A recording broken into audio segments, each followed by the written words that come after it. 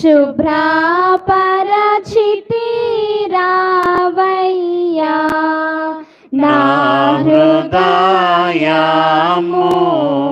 భద్రపరచితి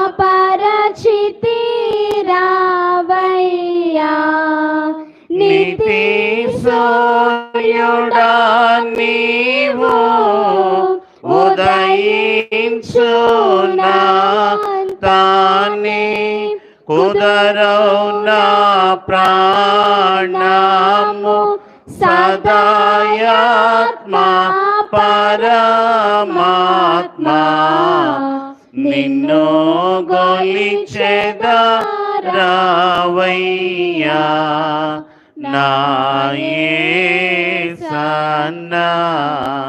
నిన్ను గొలిచెదా రావయ్యా దాసుకొందును రావయ్యా నిరూపము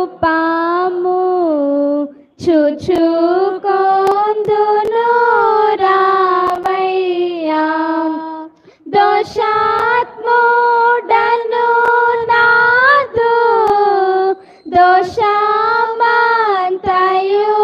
బాపి రూపమే పరచిన దాపు నుండిన రాజా నిన్ను కొలిచెద రావయ్యా నా యేసన్నా నిన్ను కొలిచెద రావయ్యా. వాక్యం చదువుకుందాము. పరిశుద్ధ గ్రంథము నుండి ధర్మశాస్త్ర గ్రంథము నిర్గమాకాండము 40వ అధ్యాయము 12వ వచనము నుండి చదువుకుందాం. నిర్గమాకాండము 40వ అధ్యాయము 12వ వచనం. మరియు నీవు అహరోనును అతని కుమారులను ప్రత్యక్షపు గుడారము యొక్క ద్వారమునొద్దకు తోడుకుని వచ్చి వారిని నీళ్లతో స్నానము చేయించి అహరోను నాకు యాజకుడు అగునట్లు అతనికి ప్రతిష్ఠిత వస్త్రములను ధరింపచేసి అతనికి అభిషేకము చేసి అతనిని ప్రతిష్ఠించవలెను. చిన్న ప్రార్థన చేసుకుందాం. మహాపరిశుద్ధుడా, మహాగణుడా, కృపా సత్య స్వరూపి, అద్వితీయుడా, నీకు వందనములు.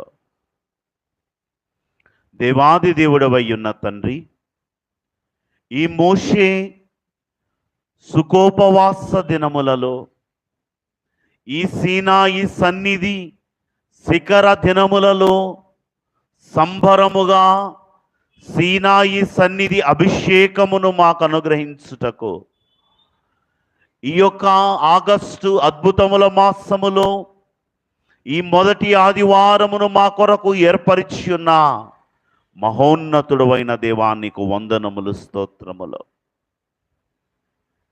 వాక్యమయ్యున్న నీ యొద్దకు మేము వచ్చుచు ఉండగా అలనాడు నీ ఎన్నిక జనాంగమైన ఇశ్రాయేలీలకు నీ అంతరంగ ఉద్దేశ్యము, నీ దైవ అభిషేక అంతరంగ మహిమ ఎట్టిదో అవలెను అని బోధించి చేయుట ద్వారా కలగబోయే మేలు, చేయవలసిన క్రమము, చేయవలసిన స్థలము బోధించిన బోధకుడవై ఉన్న తండ్రి నీకు వందనములు. అట్టి అభిషేకము కొరకు, సీనాయి సన్నిధి అభిషేకము కొరకు మేమును నీ సముఖములోనికి వచ్చి ఉండగా అట్టి క్రమమును, అట్టి అభిషేకము పొందుటకు కావలసిన మహిమను, అభిషేకమును మా మీదకు దించమని అభిషిక్తుడయ్యున్న యేసు నామములో బ్రతిమాలి వేడుకొనుచున్నాము తండ్రి, ఆమేన్. త్రిత్వదేవుని మహిమ, ఆశీర్వాదము, కృప, సమృద్ధి నిరంతరము మనెల్లరకును తోడయుండును గాక. ఆమేన్. పరమదేవని బంధనాజ్ఞల్ భక్తితో గైకొను జనులకు నిరతమును కృప నిలచియుండును.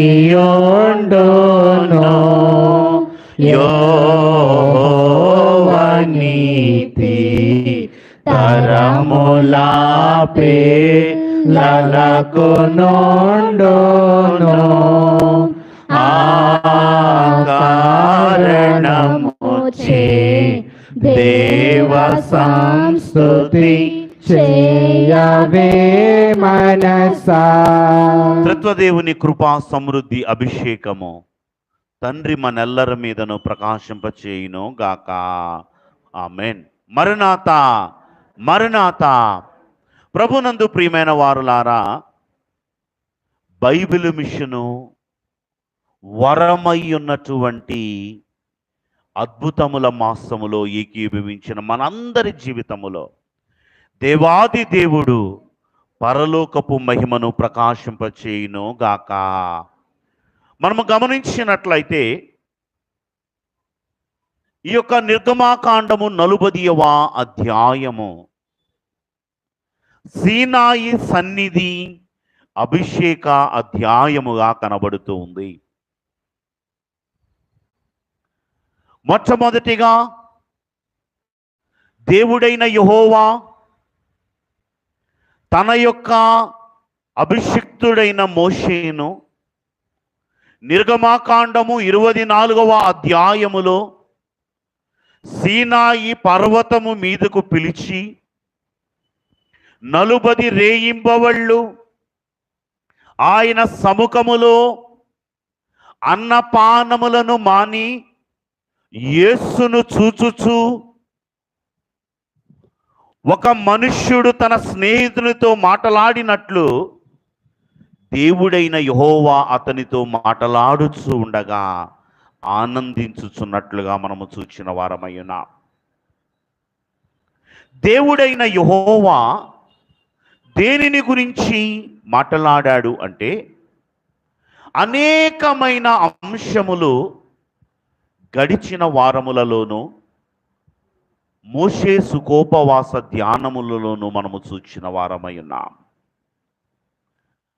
ఈ దినము జరగవలసి ఉన్న అభిషేకమును గురించి నిర్గమాకాండము 29వ అధ్యాయములో దేవుడు మోషేతో తెలియచేసినట్లుగా మనం చూస్తున్నాం. ఆ తెలియచేయబడిన దైవోక్తి నెరవేర్పును ఈ యొక్క 40వ అధ్యాయములో చూస్తూ ఉన్నాం. నేను 29వ అధ్యాయము చెప్పబోవటము లేదు, కానీ సీనాయి సన్నిధిలో ఉన్న మోషేకు అభిషేకించబడవలసిన వారి యొక్క 3 విధములైన స్థితులను తెలియచేశారు. 1 అభిషేకము, 2 బలి, 3వది శుద్ధి. అభిషేకించబడిన వారు బలిని అర్పించాలి. ఆ బలి యొక్క రక్తమును బలిపీఠము మీద ప్రోక్షించి దాని రక్తమును 3 విధములుగా, 1 కుడి చెవి కొన మీదను, కుడి చేతి బొటను వేలు మీదను, కుడి కాలి బొటను వేలు మీదను ప్రోక్షించాలి అని నిర్గమాకాండము 29వ అధ్యాయములో చూస్తున్నాం. ఆ 29వ అధ్యాయపు నెరవేర్పే ఈ యొక్క 40వ అధ్యాయము అని చెప్పుకున్నాం. ఒకసారి అభిషేకమునకు పూర్వము జరగవలసి ఉన్న స్థితులను మనము చూచినట్లయితే, ఇప్పుడు మనము చదివినటువంటి వాక్యము నిర్గమాకాండము 40వ అధ్యాయము 12వ వచనములో మనము చూచినట్లయితే, మరియు నీవు అహరోనును అతని కుమారులను ప్రత్యక్షపు గుడారము యొక్క ద్వారమునద్దకు తోడుకొని వచ్చి వారిని నీళ్లతో స్నానము చేయించి మరియు నీవు మోషేతో దేవుడు తెలియచేస్తున్నాడు, అహరోనును అతని కుమారులను ప్రత్యక్షపు గుడారపు ద్వారము యొద్దకు తోడుకొని వచ్చి వారికి నీటితో స్నానము చేయించాలి. అభిషేకమునకు అతి ప్రాముఖ్యమైనది స్నానము. ఈరోజు సీనాయి సన్నిధి అభిషేకము కొరకు వచ్చిన వారులారా, దేవుడు మనందరితో మాట్లాడుతున్నాడు. అభిషేకము నీ మీదకు రావాలి అంటే స్నానము కావాలి. ఈ స్నానం ఏంటి అంటే నీవు ఇంటి దగ్గర శరీర శుద్ధి కొరకు చేసే స్నానము కాదు, ప్రత్యక్షపు గుడారపు ద్వారము యొద్ద జరిగే స్నానము. వారికి నీటితో స్నానమును చేయించి, ఒకసారి ఏంటి ఈ స్నానము అన్నదానిని పాత నిబంధన పాఠములో నుండి క్రొత్త నిబంధన పాఠములో నుండి పరిశుద్ధాత్మ తండ్రి అయిన పత్రికా పాఠములో నుండి 3 రిఫరెన్సెస్తో చూపించి ముందుకు వెళతాను. ఇంకా అనేకమైన ఉన్నాయి, కానీ మొట్టమొదటిగా మనము చూసినట్లయితే ఈ స్నానము అభిషేకమునకు ముందు నీళ్లతో స్నానమును చేయించాలి.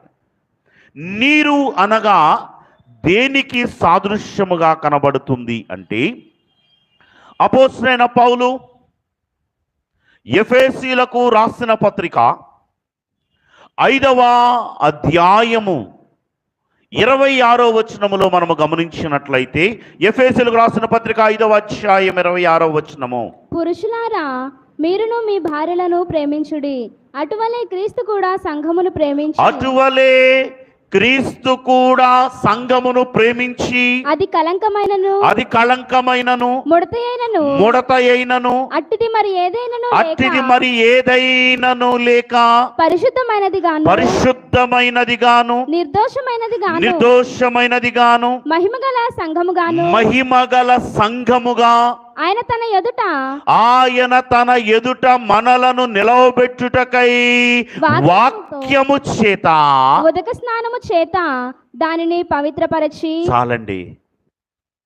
మొట్టమొదటిగా నీవు పవిత్రపరచబడాలి అంటే కళంకమైన, ముడతైన, మత్స అయినా అట్టిది మరి ఏదైనాను లేక నీవు పరిశుద్ధముగా ఉండాలి అంటే ప్రత్యక్ష గుడారము అనబడిన దేవుని సముఖములో వాక్యములో ఉదక స్నానము చేయాలి.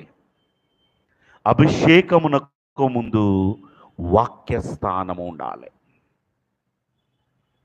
ప్రభునందు ప్రియమైన వారులారా, కేవలము వాక్యముతో ఉదక స్నానమేనా అంటే అంత మాత్రమే కాదు. వాక్యములోనికి వచ్చి ఉన్న నీ జీవితము, యోహాను సువార్త 3వ అధ్యాయము 5వ వచనములో మనము చూస్తే, అధికారి అయినటువంటి నికోదేము ప్రభు యొద్దకు వచ్చాడు. అతని అంతరంగములో ఉన్న ఒక జిజ్ఞాస, ఒక కోరిక, అయ్యా నేను పరలోక రాజ్యములో ప్రవేశించాలి అంటే ఏమి చెయ్యాలి? ప్రభు చెబుతూ ఉన్నాడు, అభిషేకము మహిమలో నుండి అధిక మహిమలోనికి నేను తీసుకుని వెళ్ళేదైతే, అధిక మహిమ అయిన మహోన్నతుని యొక్క సింహాసనమందు పెండ్లి కుమార్తెగా నీవు కూర్చోవాలి అంటే, చదువు తల్లి ఒకసారి యోహాను సువార్త 3వ అధ్యాయము 5వ వచనములో మనం చూసినట్లయితే, యేసు ఇట్లనెను ఒకడు నీతి మూలముగాను ఆత్మ మూలముగాను జన్మించితేనే గాని దేవుని రాజ్యములో ప్రవేశింపలేడని నీతో నిశ్చయముగా చెప్పుచున్నాను. ప్రభు తెలియచేస్తున్నాడు.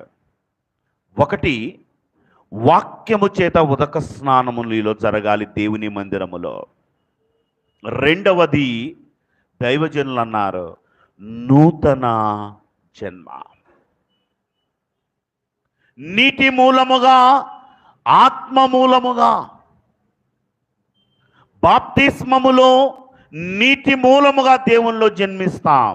దీన్నే దైవజన్ రాస్తూ అంటారు, క్రీస్తు నామము దాల్తుము స్నాన క్రియ జరుగు సమయంబునా, స్నాన క్రియ జరుగు సమయంబునా, క్రీస్తు నామము లేని క్రియలన్నీ వ్యర్థంబే, వాస్తవమే ప్రభు నాకు జన్మ వారసులమౌదాము, జన్మ వారసులమౌదాము. ఆగుదాం. ఏమండి, చక్కని ధవళ వస్త్రాలతో వచ్చారు, తెల్లని బట్టలతో, సంస్కారం కొరకు. అందానా అమ్మ, మీరందరూ బాప్తిసం పొందారా? పొందిన వారికే సంస్కార అర్హత కదా. బహిరంగ స్నానము జరిగింది, మరి నీటి మూలముగా, ఆత్మ మూలముగా పరిశుద్ధాత్మ స్నానము జరిగింపబడిందా? నీ మీదకి అభిషేకము దిగి రావాలి అంటే బహిరంగ అభిషేకము. ఆగస్టు మాసం అద్భుతముల మాసం అని చెప్పుకున్న మన జీవితములో అద్భుతములు జరిగించాలి అంటే వాక్యములో ఉదక స్నానము చేయాలి. ఈ 40 దినముల వ్రత దినములు ఎందుకు అంటే, అనుదినము ప్రతిదినము ఒక్కొక్క అధ్యాయము ధ్యానము ఎందుకు అంటే, వాక్య ఉదక స్నానము కొరకే. రెండవదిగా మనం చూస్తే, వాక్య ఉదక స్నానము చేసిన నీ మీదకి ఆత్మ నూతన జన్మను ధరింపచేయాలి. మూడవదిగా చూద్దాం. మనము చూచినట్లయితే పత్రికల్లో నుండి చూపించాను, సువార్తలలో నుండి చూపించాను, పాత నిబంధన పాఠ్యభాగముల్లో నుండి, ప్రవక్తల పుస్తకములో నుండి మరి ఒక మాటను చూపిస్తాను. యెషయా గ్రంథము 44వ అధ్యాయము, యెషయా గ్రంథము 44వ అధ్యాయము 3వ వచనములో మనము చూచినట్లయితే, నేను దప్పిగల వాని మీద నీళ్లను, నేను దప్పిగల వాని మీద దప్పిగొనిన వాని మీద నీళ్లను, ఎండిన భూమి మీద ప్రవాహ జలములను, ఎండిన భూమి మీద ప్రవాహ జలములను కుమ్మరించెదను. కృమ్మరించెదను. నీ సంతతి మీద, నీ సంతతి అంతటి మీదను నా ఆత్మను కుమ్మరించెదను. ప్రభు తెలియచేస్తున్నాడు. నీళ్లు అనగా అర్థము ఆత్మ.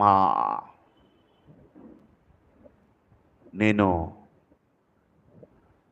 దప్పిగొనిన వాడి మీద నీళ్లను, నీ సంతతి అంతటి మీద నా ఆత్మను కృమ్మరించబోచున్నాను. ప్రభునందు ప్రియమైన వారలారా, అభిషేకము రావాలి అంటే దైవజనులు అన్నారు, ఒకటి వాక్యములో ఉదక స్నానము చేయాలి.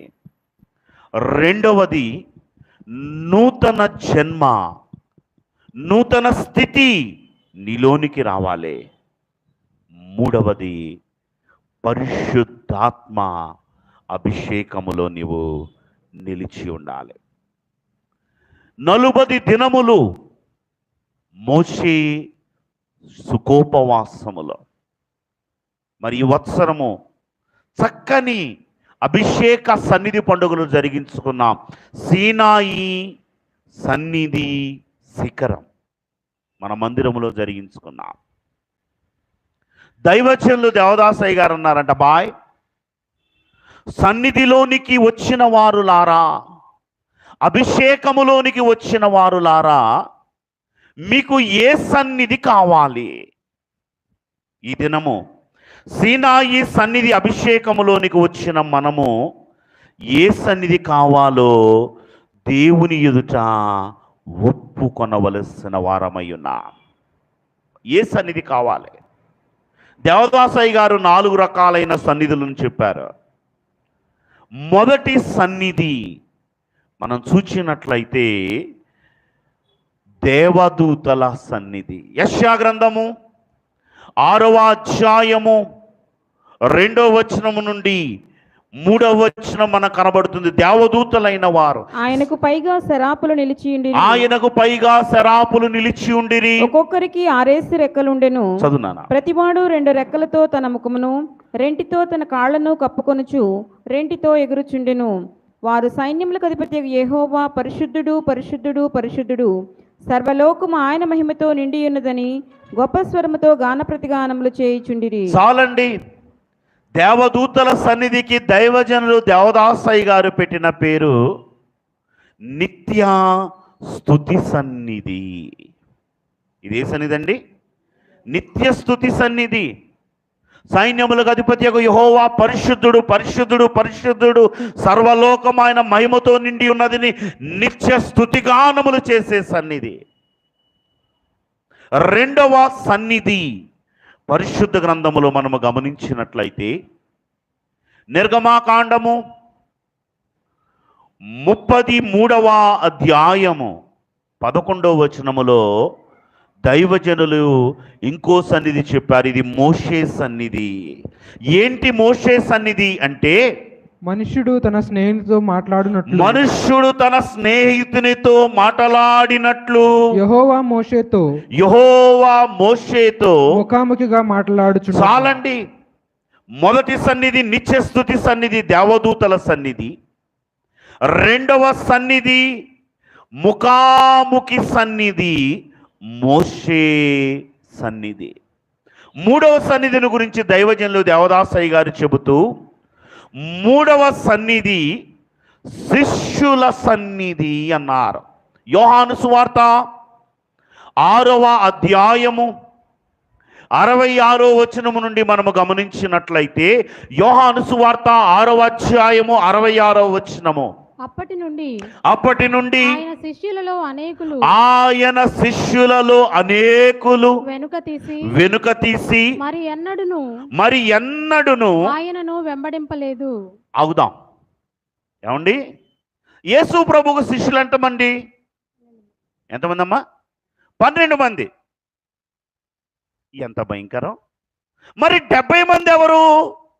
యేసు ప్రభు అంట ఏదైనా ప్రాంతానికి సువార్త చెప్పడానికి ముందు ఇద్దరిద్దరిని పంపించేవాడు అని లూకాసు వార్త 10వ అధ్యాయంలో మనం చూస్తున్నాం. ఈ వీళ్ళు ఎంతమంది? 70 మంది. మరి వీళ్ళెవరు? శిష్యులే. అవునా? ఇంకా మత్తయి సువార్త 5వ అధ్యాయము ప్రారంభ వచనములో మనము చూచినట్లయితే, ఆయన కొండ ఎక్కి కూర్చున్నప్పుడు బహుజన సమూహములు ఆయనను వెంబడించెను. వీరెవరు? వీరు శిష్యులే. యేసు ప్రభు ఎక్కడికి వెళితే అక్కడికి వచ్చేవాళ్ళంట వీళ్ళందరూ. ప్రభు అంటాడు, మీరు దేనికోసం వస్తున్నారు? ఆహారం కోసం వస్తున్నారా? భూ కోసం వస్తున్నారా?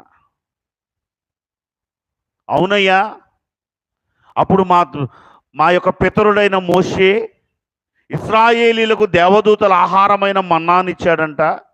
నువ్వు కూడా అటువంటి స్పెషల్ భోజనం ఏదైనా ఉంటే మాకు పెట్టు. మరి కేవలము 12 మంది శిష్యులు మాత్రమే ఎలా మిగిలారు? ఒక చిన్న ఉదాహరణ మనం చూస్తే, యేసు ప్రభు 5 రొట్టెలని విరిచి ఎంతమందికి పెట్టాడు? 5,000 మందికి పెట్టాడు. ఏమండి, కళ్ళ ముందు జరిగిన అద్భుతం. ఎవరైనా యేసును విడిచి వెళ్ళగలరా? ఎన్ని స్వస్థతలు, ఎన్ని అద్భుతాలు! చనిపోయిన వారిని సైతము దేవుడు లేపాడు. అంటే యేసు ప్రభువుకు ఎంతమంది శిష్యులు అంటే, మన భాషలో ఒకే ఒక మాటలో చెప్పుకోవాలంటే, ప్రభువు మట్టలాదివారం రోజు వస్తుంటే శాస్త్రులు పరిసయ్యులైన వారు అన్నమాట, ఇదిగో లోకము ఆయన వెంట పోవుచున్నది. లోకం మొత్తం ఆయన శిష్యులే. దీన్నే బైబిల్ విషయం మనం చక్కగా పాడుకుంటాం. మరియమ్మ గారు అనుకున్నారంట, నీదు అద్భుత శక్తి శక్తి జోచి నిన్ను చంపెడి వారు లేరని, నీదు అద్భుత శక్తి జోచి నిన్ను చంపెడి వారు లేరని తలచితి, సుతుడా భ్రమసితి, అయ్యో కుమారా తలచితి, సుతుడా భ్రమసితి.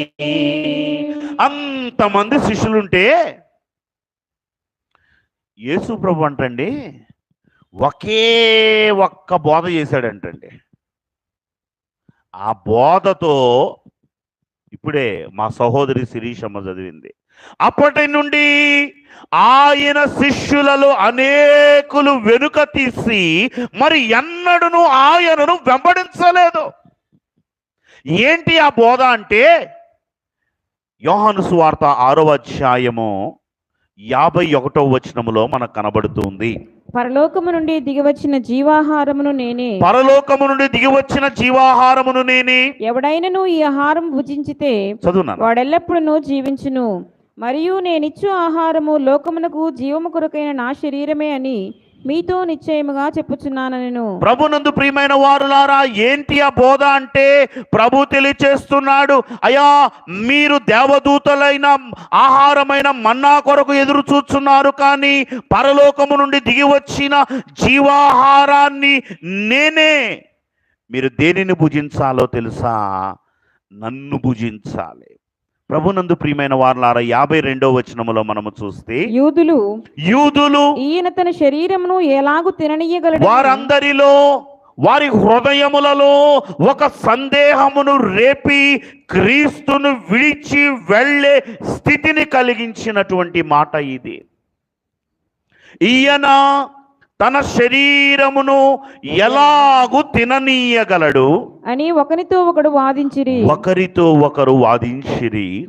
కావున యేసు ఇట్లనెను, మీరు మనుష్య కుమారుని శరీరము తిని, మీరు మనుష్య కుమారుని శరీరమును తిని ఆయన రక్తము త్రాగితేనే కాని, ఆయన రక్తమును త్రాగితేనే కాని మీలో మీరు జీవము గలవారు కారు. చాలండి, ఇది విస్తారమైన వాక్యము, కానీ మరలా మనం సన్నిధిలోనికి వద్దాం. ప్రభు అంటున్నాడు, మూడవ సన్నిధి. మొదటి సన్నిధి ఏం చెప్పాను? దేవదూతల సన్నిధి, నిత్యస్తుతి సన్నిధి. రెండవ సన్నిధి మోషే సన్నిధి, ముఖాముఖి సన్నిధి. మూడవ సన్నిధి శిష్యుల సన్నిధి. ప్రభు యొక్క బోధ వివాదాస్పదమైన బోధ.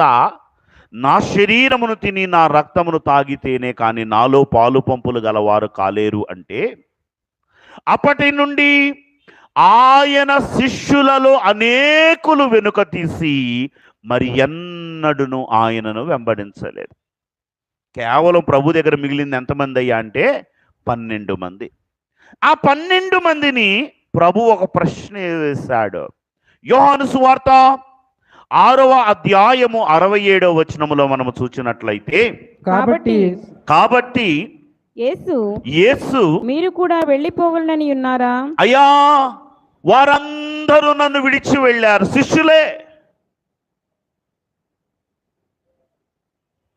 మీరు కూడా నన్ను విడిచి వెళ్ళాలని అనుకుంటున్నారా? వారు చెప్పారు, అయ్యా లోకము నిన్ను విడిచినా మేము నిన్ను విడవము అన్న సన్నిధి శిష్యుల సన్నిధి. మూడో సన్నిధి అండి. మొదటి సన్నిధి దేవదూతల సన్నిధి, నిత్యస్తుతి సన్నిధి. రెండవ సన్నిధి మోషే సన్నిధి, ముఖాముఖి సన్నిధి. మూడవ సన్నిధి నిన్ను ఎన్నడూను విడిచిపెట్టము ప్రభువా అని చెప్పిన సన్నిధి.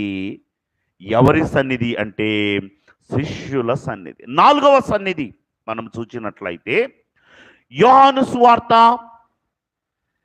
13వ అధ్యాయము 25వ వచనములో ప్రభు తెలియచేస్తున్నాడు, యోహాను సన్నిధి.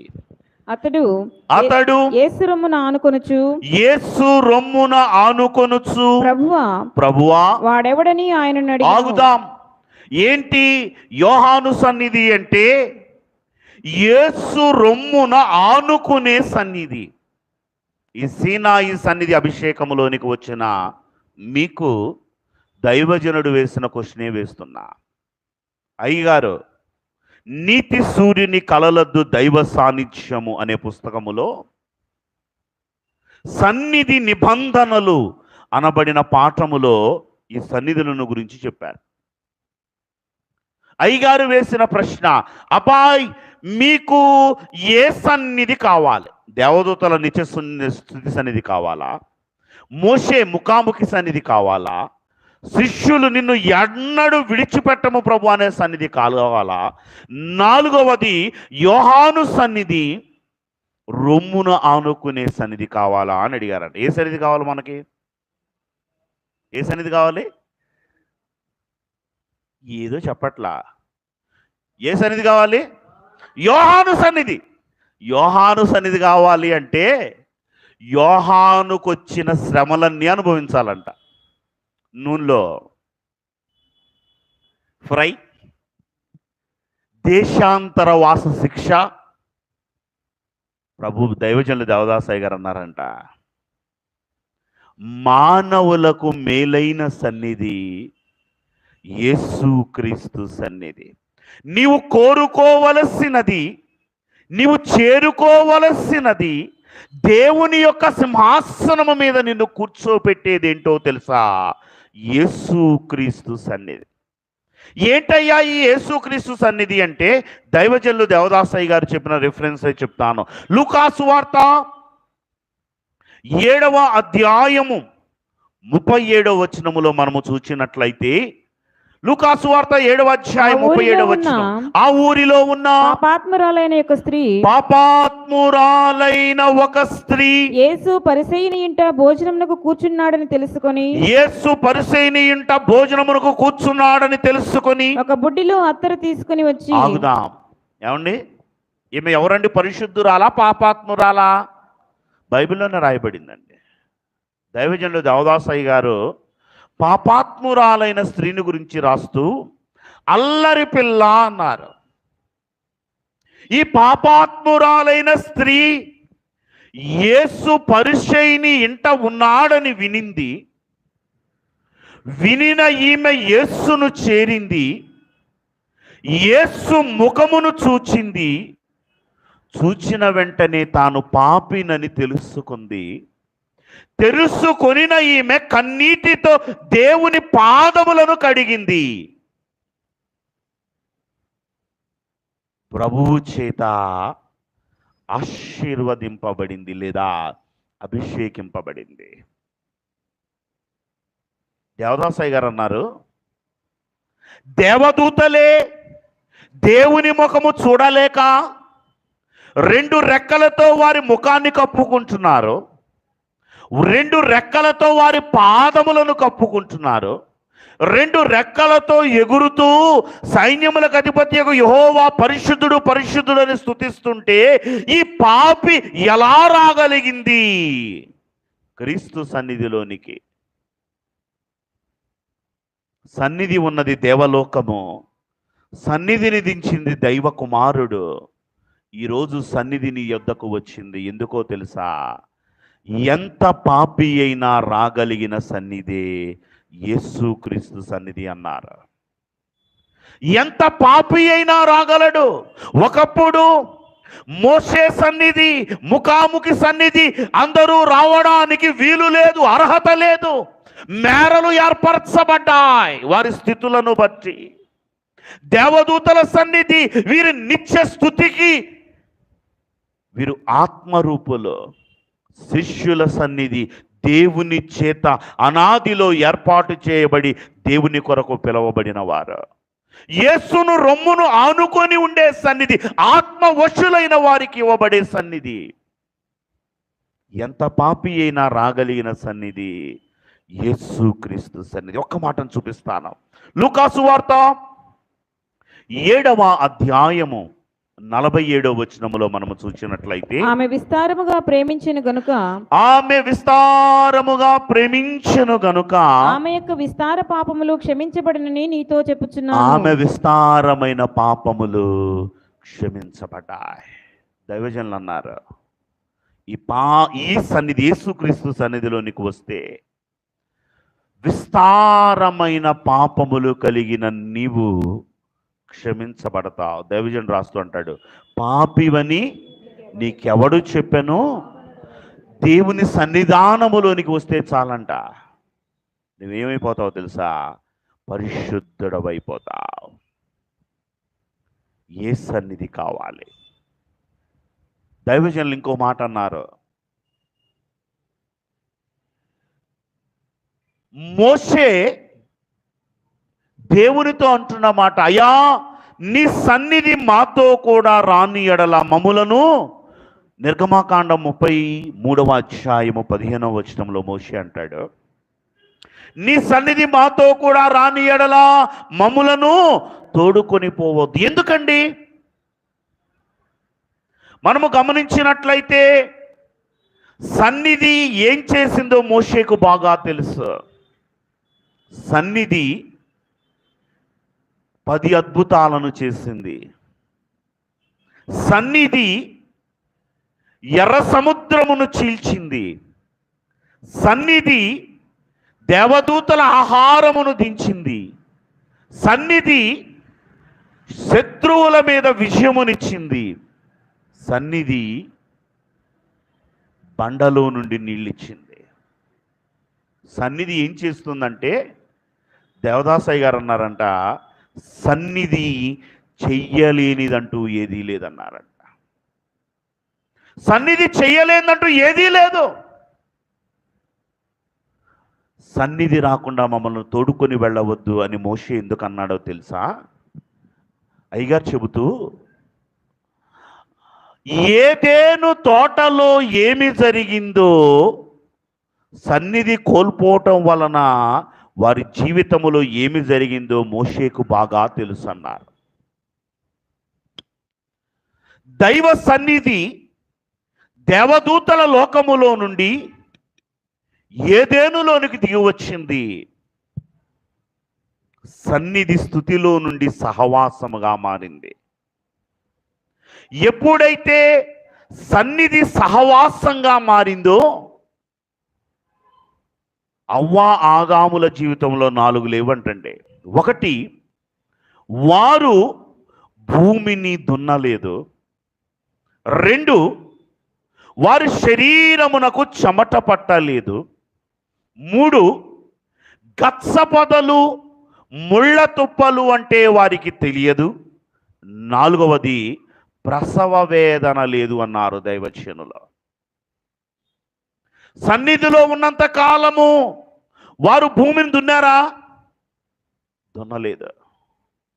సన్నిధి నీలో ఉంటే, నీవు సన్నిధిలో ఉంటే దేని కొరకు నువ్వు ప్రయాసపడక్కరలేదు. దేవుడు నీ పాదముల దగ్గరికి తీసుకొని వస్తాడు. 2వది, వారికి చెమటే పట్టలేదు. 3వది, వారి జీవితములో అడ్డులు ఆటంకములని, ముళ్ళ పొదలు గచ్చ పొదలు అన్నవి వారికి తెలియదు. సన్నిధిలో నీవు ఉంటే అంట ఏ ఆటంకము రాదు. నువ్వు ఏ కార్యం చేసినా.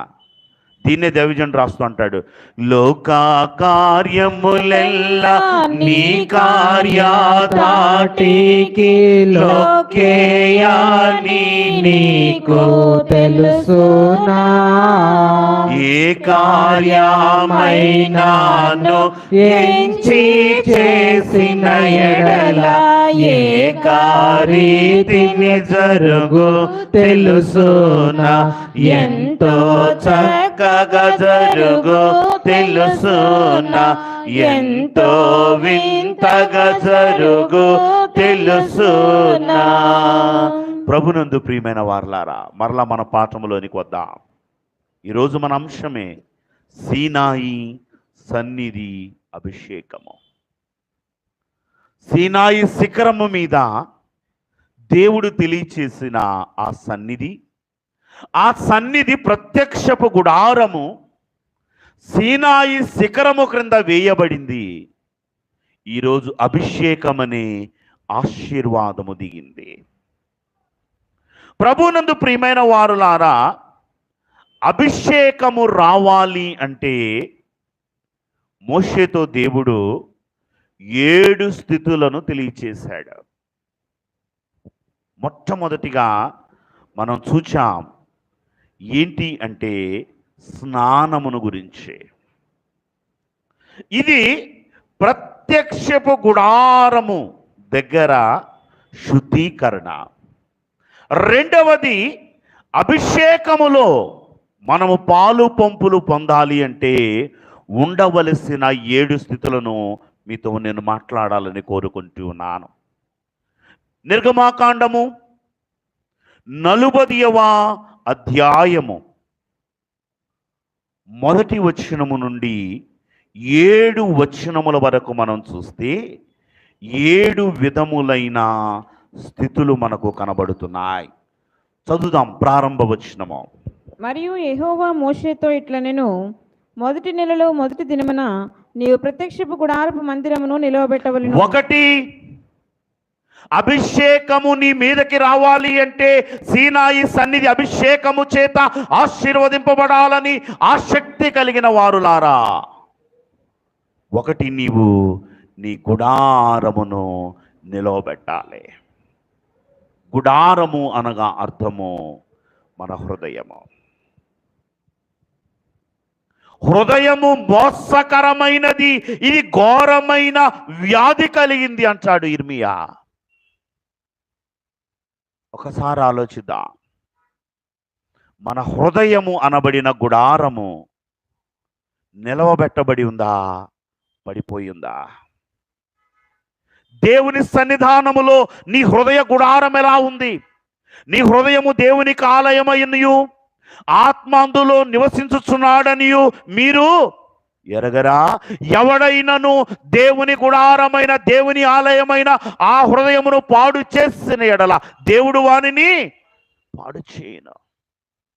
అభిషేకము నీ మీదకి రావాలి అంటే నీ గుడారము అనబడిన నీ హృదయము పడిపోయిందేమో. 1, గుడారమును నిలవబెట్టాలి. దీన్నే దైవజనుడు రాస్తూ అంటాడు, హృదయ దేవళ మాంద ముదమున నిన్ను నిల్పి భక్తి పుష్పములాచే భజించి చాలండి, చాలా క్లుప్తంగా చెప్తూ ముందుకు వెళతాను. 1, గుడారము అనబడిన హృదయాన్ని నిలవబెట్టాలి అభిషేకం మన మీదకి రావాలి అంటే. రెండవదిగా చూస్తే 3వ వచనములో అంటున్నాడు, మరియు నీవు సాక్ష్యపు మందసమును నిలిపి. రెండవదిగా మందసము, సాక్ష్యపు మందసము. దైవజనులు దేవదాసయ్య గారు అన్నారు, మందసము అనగా అర్థము దైవ నిబంధన. దేవునితో నీవు చేసిన ప్రమాణములు, అనుదిన వాక్యము, దేవుని పరిచర్య, దేవుని కొరకు నేను నిలవబడతాను, దేవుని కొరకు నా హస్తమును చాచుతాను, దేవుని కొరకు నేను పనిచేస్తాను. దైవ నిబంధన వాక్యములో నీకు ఇవ్వబడిన ఆజ్ఞలు. అభిషేకము నీలో రావాలి అంటే నీ హృదయం అనే గుడారము నిలవబెట్టబడాలి. దైవ నిబంధనలలో పాలుగలవాడవై ఉండాలి.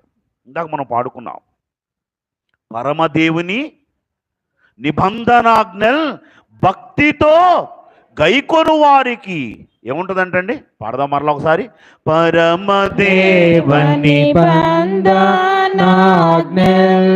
భక్తితో గైకొను జనులకు నిరతమును కృప నిలచియుండును. యెహోవా నీతి తరముల పిల్లల బలకు నుండును. చాలండి. దీన్ని ఏమన్నారా అంటే సాక్ష్యపు మందసము అన్నారు. నీవాడు ప్రతి మాట నీవు మరతువు కానీ దేవుండు మరచునా తీర్పుండును.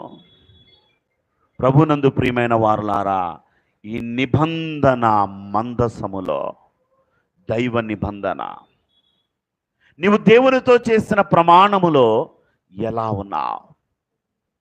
నీ దశమ భాగము, నీ సమయము, నీ కలిగిన దానిలో నుండి దేవుని కొరకు నీవు వాడే విధానము, నీ శక్తి.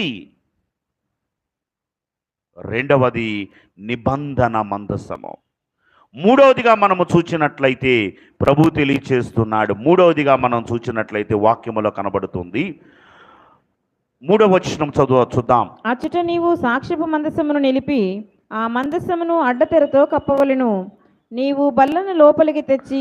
మూడవదిగా మనం చూచినట్లయితే సముఖపు రొట్టెల బల్ల. దీన్ని దైవజనులు అన్నారు దైవ వాక్యము. దేవుని వాక్యమంట మన అంతరంగములో నిండి ఉండాలి. దైవ వాక్యము చేత మీరు నింపబడ్డారా?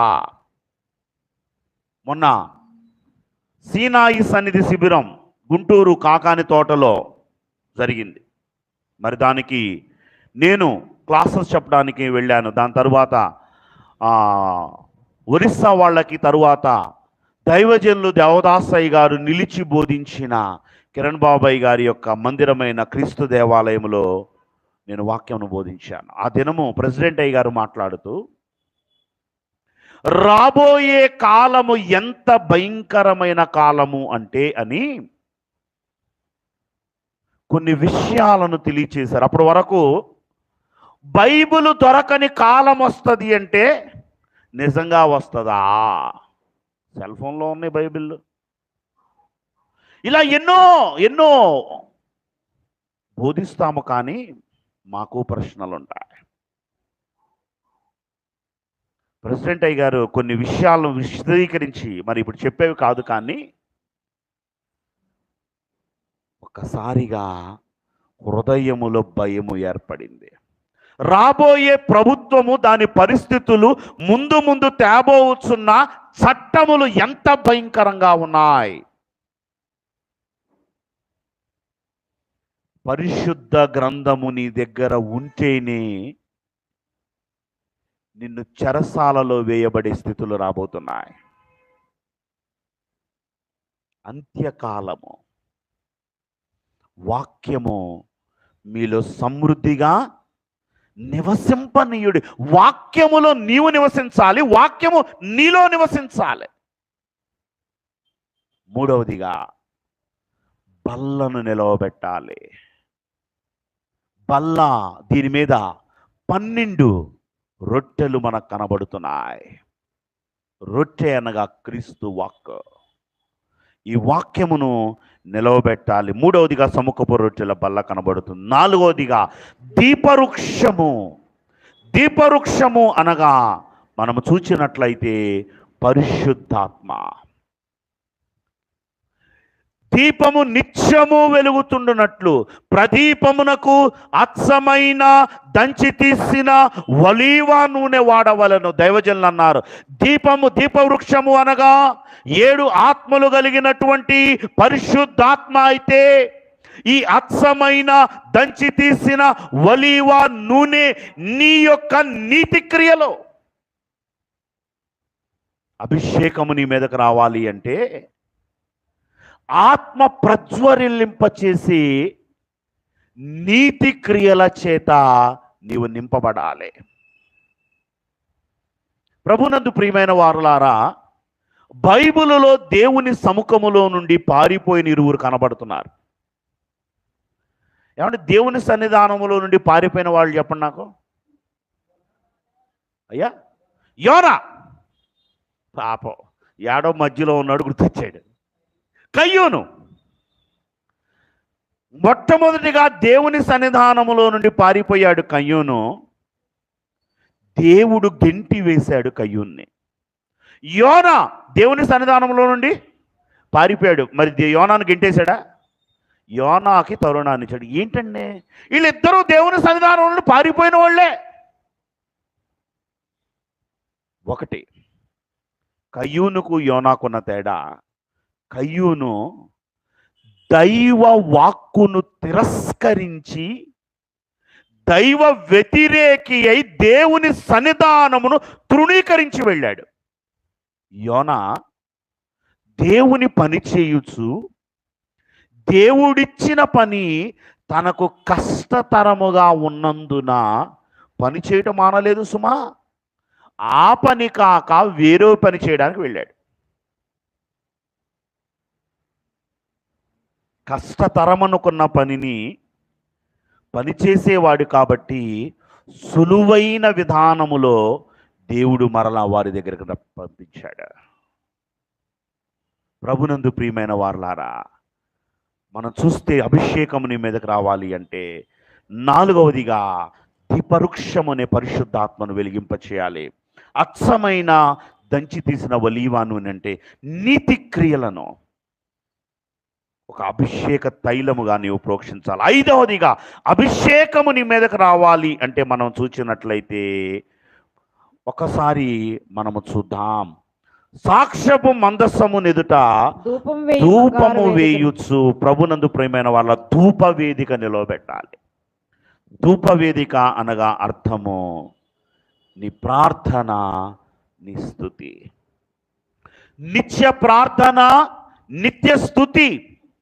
దావీదు గారు, రాజుగారు దావీదంట దినమునకు 3 సార్లు ప్రార్థన. ఎన్నిసార్లమ్మా? మరి మనం ఎన్నిసార్లు చేస్తున్నాం ప్రార్థన? అంటే అన్నం తినేటప్పుడు ఏసయ్య కాపు, అది కూడా ఉండదు, ఊరక కళ్ళకెట్టిట్టు అనుకొని ఇది ప్రార్థనేనా? ప్రార్థన. గొప్ప మహారాజు అండి, రాజ్యాన్ని పరిపాలిస్తున్నాడు. దేవుని కొరకు, దేవుని మందిరము కొరకు సమస్తమైన వాటిని సమకూరుస్తున్నాడు. యుద్ధాలు, దావీదు జీవితం అంతా యుద్ధాలే. ఇన్ని చేస్తూ దినమునకు మానకుండా చేసినాయి. ఇంకా మధ్య మధ్యలో అక్కరొచ్చినప్పుడు ఎన్నిసార్లు మోకరించాడో, ఎన్నిసార్లు స్తుతి చేశాడో. దివారాత్రములు కన్నీటి చేత నా పడక కొట్టుకుపోతుందంటే కన్నీటి ప్రార్థనలు ఎన్నున్నాయి, అవన్నీ కాదు. లైఫ్ లాంగ్ ఆయన జీవితంలో ఉన్నవి దినమునకు 3 సార్లు ప్రార్థన, 7 సార్లు స్తుతి. మరి మనకి ప్రభు అంటున్నాడు ధూపవేదిక నిలవబెట్టు. అభిషేకం నీ మీదకి రావాలి అంటే నీ స్తుతి, నీ ప్రార్థన. ఆరవదిగా మనం చూసినట్లయితే దహన బలిపీఠము మనకు కనబడుతుంది. 6వ వచనంలో ప్రత్యక్షపు గుడారపు మందిర ద్వారం, చదువునా, మందిర ద్వారం ఎదుట దహన బలిపీఠమును ఉంచవలెను. చాలండి, దహన బలిపీఠమును ఉంచవలెను. దైవజనులు అన్నారు నీ పాత స్థితిని దహించి వేయాలి. అభిషేకము నీలోనికి రావాలి అంటే పాత స్థితి దహించి వేయాలి, విడిచివేయాలి. లేకపోతే తైలము నీ మీద పడుతుంది కానీ అది అభిషేకముగా మార్చబడదు.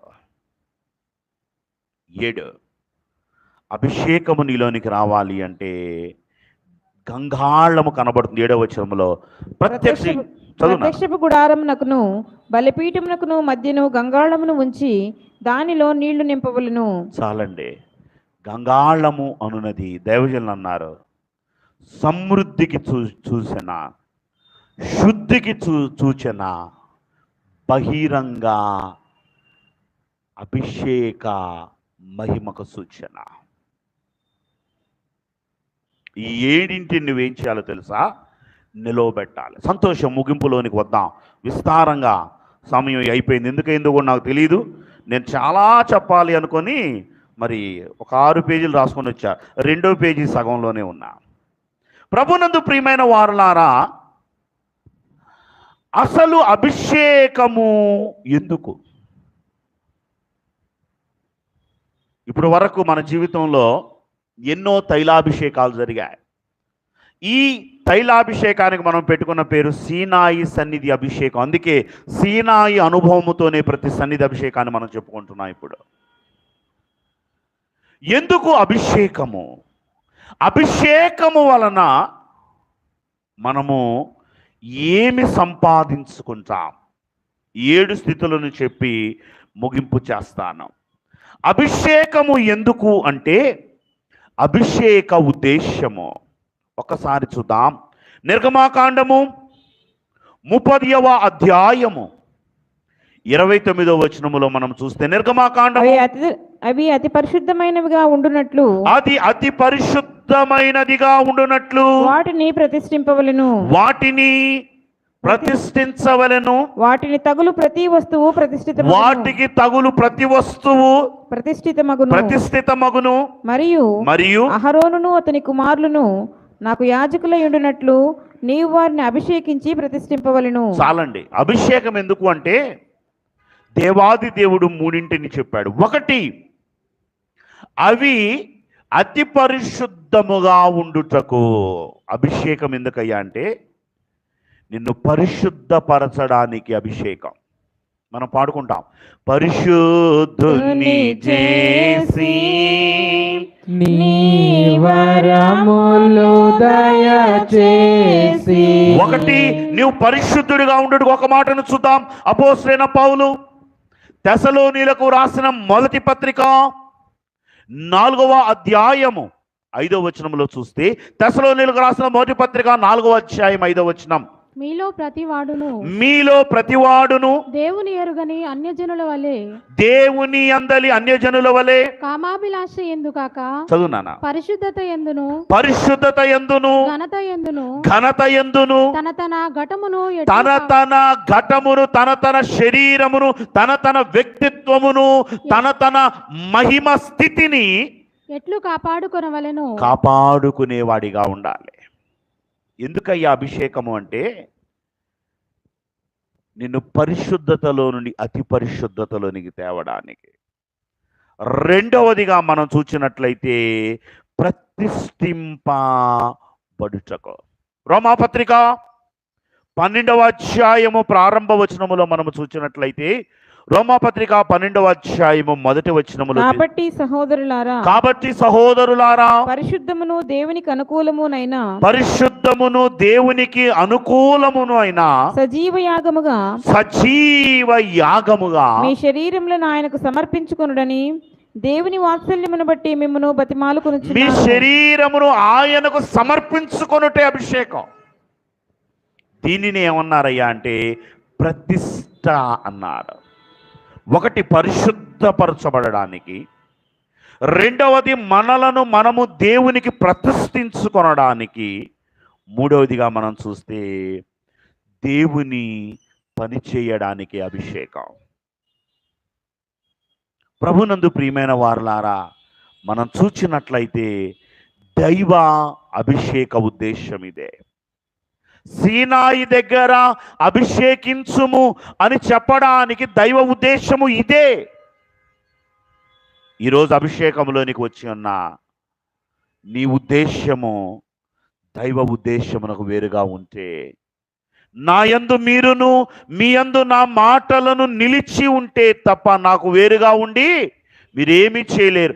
నా ఉద్దేశము మీ ఉద్దేశం అయితే మీరు బహుగా ఫలిస్తారు.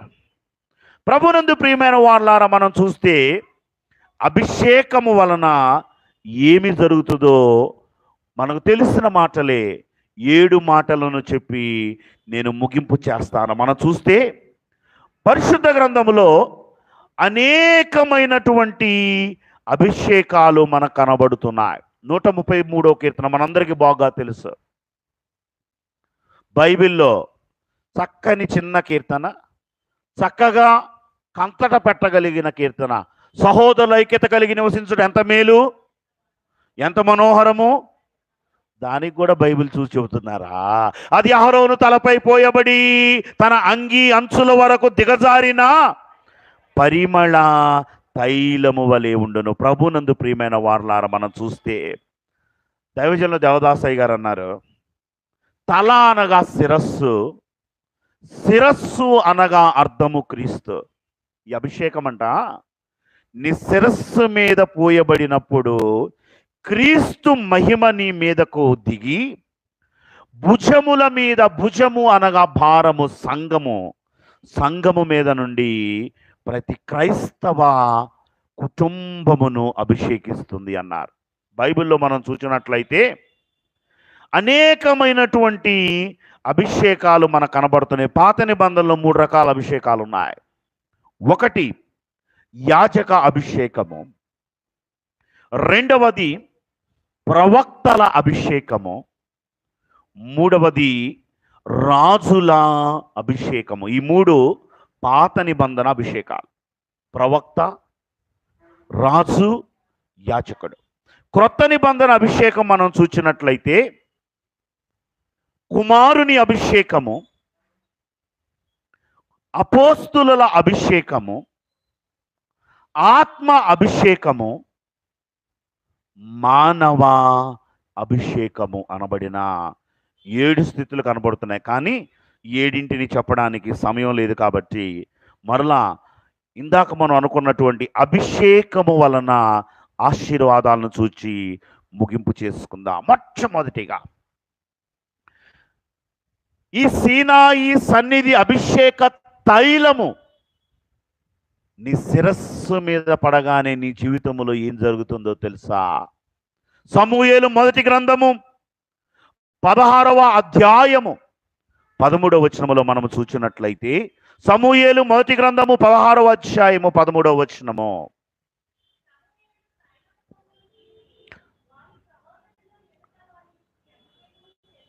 సమూయేలు తైలపు కొమ్మును తీసి తన సహోదరులు ఎదుట వానిని అభిషేకించెను. చాలండి. అభిషేకము జరగగానే మొట్టమొదట నీ జీవితములో వచ్చే ఆశీర్వాదము, నాట నుండి యెహోవా ఆత్మ అతని మీదికి బలముగా వచ్చాను. దైవజనులు దేవదాసయ్య గారు అన్నారు, అభిషేకము వలన మన వ్యక్తిగత స్థితి మారుతుంది. సౌలు మీదకి వచ్చింది అభిషేకం. నిజానికి నేను అపోస్తుల అభిషేకంలో చెప్పాలనుకున్నాను విస్తారంగా. అభిషేకము సౌలు మీదకు రాగానే సౌలు యొక్క ఏ స్థితి మారిందండి? వ్యక్తిగత స్థితి మారింది. అతని ఆలోచన మారింది, నడత మారింది, నడక మారింది. లోకము అతనిని ఇప్పుడు వరకు చూచింది ఒకటి, ఇప్పుడు చూచుచున్నది ఒకటి. హంతకుడైన సౌలు అద్భుతములు చేయగలిగిన పౌలుగా మారాడు.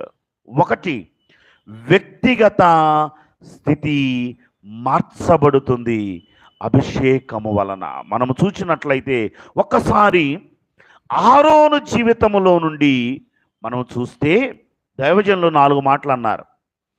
అభిషేకము వలన అహరోనుకు ప్రత్యక్షపు గుడారములోనికి ప్రవేశించే అర్హత వచ్చింది. రెండవది, 1 అర్హత, 2 ఆధిక్యత, 3వది ధన్యత, 4వది యోగ్యత అన్నారు దైవజనులు. ఈ 4 మాటలు చెప్తాను. 1 అర్హత. అభిషేకము వలన ప్రత్యక్షపు గుడారములో నుండి ఎక్కడికి వచ్చాడండి? పరిశుద్ధ స్థలంలోనికి వచ్చాడు. ఆవరణములో నుండి పరిశుద్ధ స్థలము, పరిశుద్ధ స్థలములో నుండి అతి పరిశుద్ధ స్థలము. ప్రభునందు ప్రియమైన వారలారా, అర్హత వచ్చింది.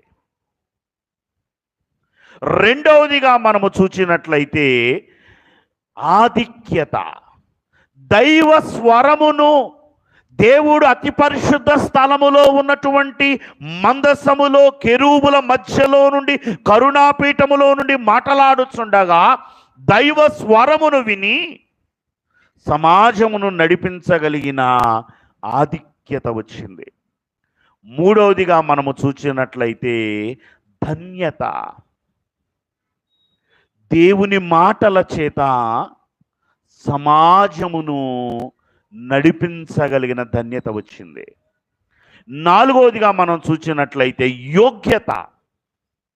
ఏంటి అంటే ఇశ్రాయేలీల యొక్క పాపములను మోసి పాప ప్రాయశ్చిత్తార్థమైన బలులను అర్పించి పరిశుద్ధులను చేసే యోగ్యత వచ్చింది.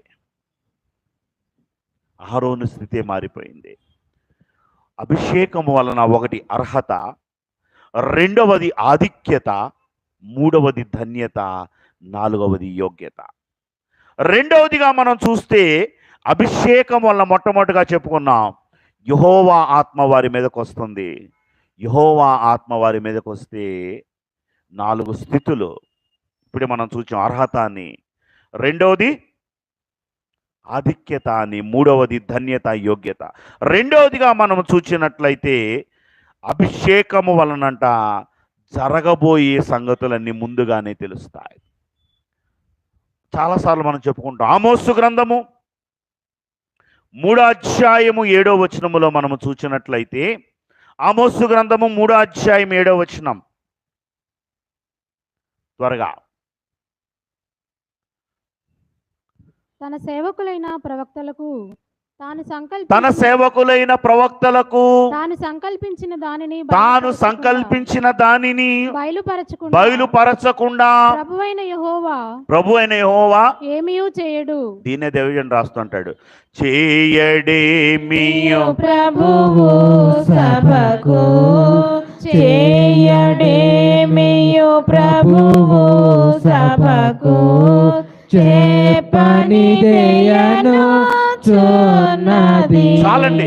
సన్నిధి పరులుంటే దేవుడంట దేవదాసయ్య గారు ఏ ఏ పనులు చేస్తారో వాటన్నింటినీ ఒక టైం టేబుల్గా చెప్పేవాడంట, ఒక నెల రోజుల ముందు. ఈ సన్నిధి పరులంట రోజు, అయ్యా ఇదిగో ఈరోజు మీరు ఈ పని ఈ పని ఈ పని. ఇప్పుడు వాళ్ళు మీ దగ్గరకు వస్తారు, అయ్యా గురువారం రోజు ఉదయం 10 గంటలకి సారథి వస్తాడు, 12ంటికి రాజ్ కుమార్ వస్తాడు, 1 గంటకి శిరీషమ్మ వస్తుంది. ఎప్పుడు చెప్పేవాళ్ళు అంటే ఆదివారం రోజే. ఇలాగా ఏమేమి జరుగుతాయో జరగబోయే వాటిని ముందుగానే తెలియచేస్తాడు. ఏమండి, ఎప్పుడన్నా నీకు తెలిసిందా? జరగబోయే కాదు, అలాగే ఏం జరుగుతుందో తెలుసు. మనం అంటా ఉంటాం, అసలు ఏం జరుగుతుందో నాకు తెలియట్లా. ఏం జరుగుతుందో కూడా తెలియకపోతే జరగబోయే ఎప్పుడు తెలుసుకుంటా? అభిషేకము జరగబోయే వాటిని నీకు తెలియచేస్తుంది. ఇంకొక మాటను చూపిస్తా. యోహాను రాసిన మొదటి పత్రిక 2వ అధ్యాయము 20వ వచనములో చూస్తే, యోహాను రాసిన మొదటి పత్రిక 2వ అధ్యాయం 20వ వచనం, మీరు సత్యమెరుగని వారైనందున చదువునానా? నేను వ్రాయలేదు గాని, మీరు సత్యమును ఎరుగని వారైనందున నేను రాయలేదు కానీ, మీరు దానిని ఎరిగి ఉన్నందునను, మీరు దానిని సత్యమైన క్రీస్తును ఎరిగి ఉన్నందును, ఏ అబద్ధమును సత్య సంబంధమైనది కాదని ఎరిగి ఉన్నందునను మీకు వ్రాయుచున్నాను. ప్రభునందు ప్రియమైన వారలారా, నీవు సత్యమై ఉన్న క్రీస్తు ద్వారా సమస్తమును తెలుసుకొనవలసిన సంతోషం. చాలా క్లుప్తంగా ఒక్కొక్క మాటలో ముందుకు వెళదాం.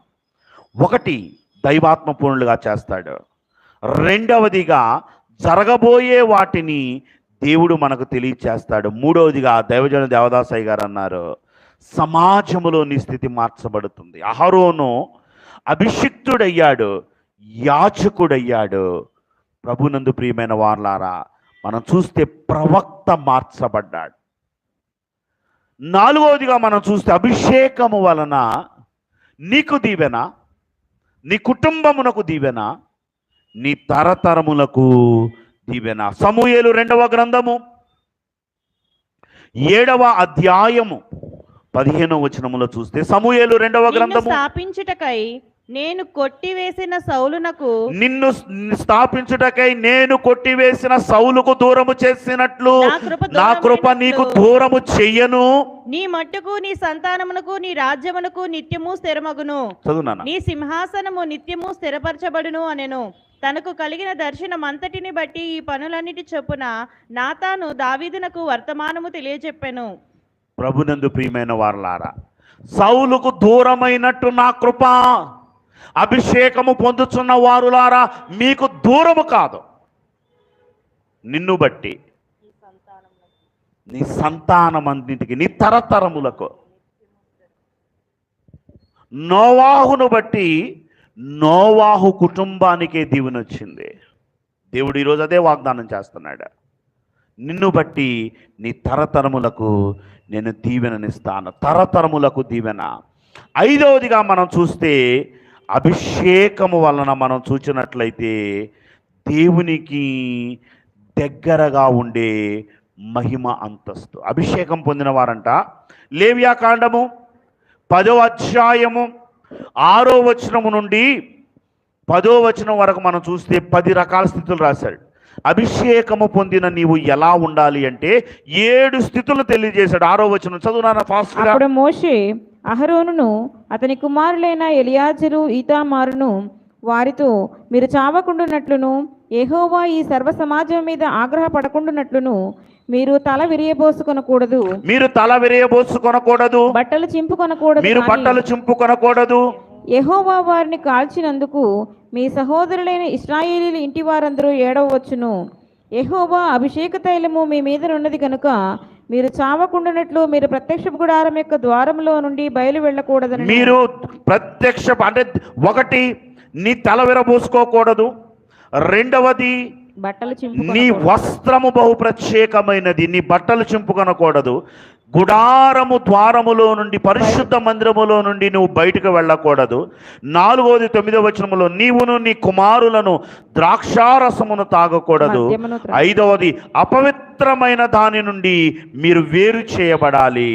6వది ఇశ్రాయేలీల యొక్క సమస్తమైన విధులను వారి చేత జరిగింప చేయాలి. 7వది నిత్యము మీరు బోధకులై ఉండాలి, దేవుని గురించి ప్రకటించే వారిగా ఉండాలి. మనం చూస్తే లేవ్యాకాండము 21వ అధ్యాయం 12వ వచనములు అంటాడు, అభిషేకము అన్నది నీకు తైలము అనడు కిరీటముగా అతని మీద ఉండును గనుక. చాలండి. అభిషేకము అంటే దేవుడు అంటున్నాడు, ఇది నీ కిరీటమయ్యా. అభిషేకం అన్నది కిరీటము. చివరిగా 7వదిగా అభిషేకము అంటే సమూయేలు మొదటి గ్రంథము 10వ అధ్యాయం 1వ వచనములో చూస్తే, సమూయేలు మొదటి గ్రంథము 10వ అధ్యాయం 1వ వచనములో అభిషేకము అంటే దేవుని స్వాచ్ఛము మీద అధిపతిగా నియమించి అధిపతిగా చేయబడుటే అభిషేకం. పాడుకుంటాం మనం, అంతాయు మనదే గాదా దేవుని కొన్నదంతాయు మనదే గదా. అభిషేకము అంటే దేవుని స్వాచ్ఛము మీద అధికారము. ప్రభునందు ప్రియమైన వారలారా, ఈ అభిషేకములో ఎన్ని స్థితులు ఉన్నాయి. ఈ అభిషేకములో సీనాయి సన్నిధి అభిషేకములోనికి వచ్చిన మనలను దేవుడు ఇటువంటి అభిషేకముతో ఆశీర్వదించి తన కృపా సమృద్ధి చేత మనలను వృద్ధి పొందించును గాక. మా మంచి బోధకుడైన మా పరలోకపు తండ్రి, నీకు వందనములు. వినుట, విశ్వసించుట, ఆజ్ఞకు విధేయులయుండుట. ఈ సీనాయి సన్నిధి అభిషేకములో 3 రకాలైన స్థితులు మా ఎదుట ఉంచా. స్నానము అనబడిన శుద్ధి మీ జీవితములో ఉండాలి. మీరు ఏ సన్నిధిని కోరుకునేవారు 5 రకాల సన్నిధులు మా ఎదుట ఉంచి, సన్నిధి కోరుకునే నీవు సన్నిధి అభిషేకము నీ మీదకు రావాలి అంటే 7 నిలవబెట్టాలి. నిలవబెట్టవలసిన 7 చూపించిన నీవు అభిషేకములో ఉన్న ఆశీర్వాదము, అభిషేకము పరిశుద్ధపరచబడుటకు, ప్రతిష్ఠించబడుటకు, నీ పని చేయుటకు అని తెలియచేసిన నీవే అభిషేకములో ఉన్న 7 రకములైన ఆశీర్వాదములను మాకు బోధించిన తండ్రి, నీకు వందనములు. బహిరంగ అభిషేకము కాదు, వాక్య అభిషేకము, పరిశుద్ధాత్మ అభిషేకము, యాజక హస్తాభిషేకము, తైలపు అభిషేకము, ప్రతిష్ఠిత తైలపు అభిషేకము, వాగ్దాన అభిషేకము, వాక్కు అభిషేకము, సమభక్తపు అభిషేకము మా మీదకు దించి నీ మహిమ చొప్పున మమ్మల్ని నిలవబెట్టి వేసి అట్టి అభిషేకమునకు మమ్మల్ని పాత్రులుగా చేయమని అద్వితీయుడైన యేసు నామములో బ్రతిమాలు వేడుకుంటున్నాము తండ్రి, ఆమేన్. మరణాత. ప్రభునందు ప్రియమైన వారలారా గమనించండి, మరి మన క్రమము చొప్పున తైలాభిషేకపు పండుగ 9వ తారీఖు యెరూషలేము మహిమ మందిరములో ఉదయకాలము జరుగుతుంది. ప్రతి ఒక్కరూ ఏకీభవించండి. అందరికీ మరణాత. మనందరం లేచి నిలబడినట్లయితే మన కానుక దేవునికి సమర్పించుకుందాం. బైబిల్ మిషన్ కీర్తన పుస్తకం నుండి